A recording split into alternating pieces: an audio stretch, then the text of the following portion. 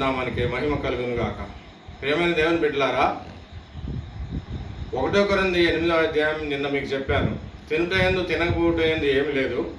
మన బంధుమిత్రులు మరి దినం దగ్గరికి వెళ్ళినప్పుడు వాళ్ళు తినొద్దని చెప్తారు. అందులో స్పష్టంగా రాయబడి ఉంది, వారి యొక్క ప్రేమతో పెట్టినప్పుడు అది తినాలి. మరి తినకూడదు ఏంటంటే విగ్రహంలో పెట్టినది మాత్రం తినకూడదు అని స్పష్టంగా రాయబడి ఉంది.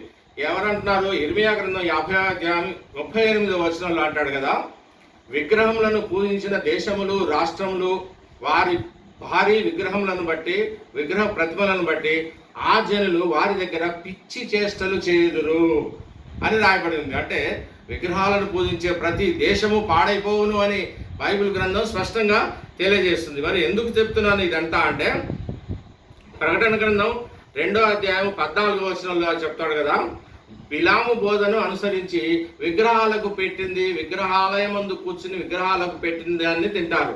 ఒక మేకను, కోడినో, గొర్రెనో విగ్రహానికి బలిచ్చినప్పుడు తినకూడదు అంటాడు.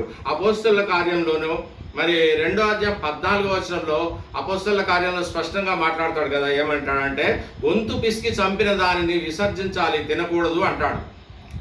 నీవు ప్రేమను బట్టి ఆ యొక్క దినం కాడికి వెళ్ళినప్పుడు ఇంట్లో వంట చేసుకొని ఇంటి దగ్గర దినం కార్యక్రమం చేసుకొని, చనిపోయిన వాళ్ళ దినం కార్యక్రమం చేసుకొని సమాధి దగ్గరికి వెళ్ళి వాళ్ళు ఏదో కొద్దిగా పెట్టుకొని వచ్చి ఇక్కడ దినం దగ్గర పెట్టి ఇక్కడ వంట వండింది ఇక్కడే పెడతారు కాబట్టి దాన్ని తినవచ్చు. అంటే నీవు జ్ఞానం కలిగి ఉండాలని చెప్పి నీకు స్వాతంత్రాన్ని దేవుడు అనుగ్రహించాడు. నీవు జ్ఞానంతో నడవాలి. నా బిడ్డలు వివేకము లేక నశిస్తున్నారు, జ్ఞానం లేక నశిస్తున్నారు అని రాయబడి ఉంది. అంటే వివేకంతో జ్ఞానంతో ఉండమని చెప్తున్నాడు. అంటే 2వ అధ్యాయం ప్రకటన 2వ అధ్యాయం 20వ వచనంలో అంటాడు కదా, యెజబేలు స్త్రీని మీ సంఘంలో ఉండనిచ్చారు.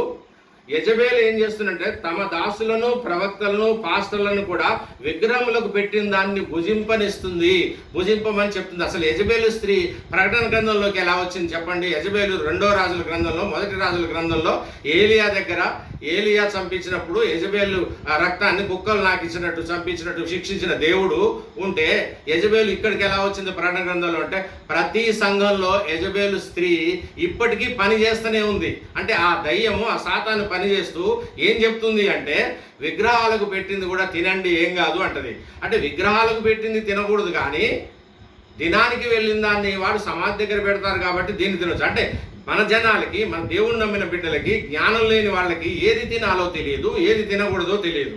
ఇప్పుడు నేను చెప్తున్నాను, విగ్రహములకు అర్పించిన దానిని, గొంతు పిసికిన దాన్ని తినకూడదు.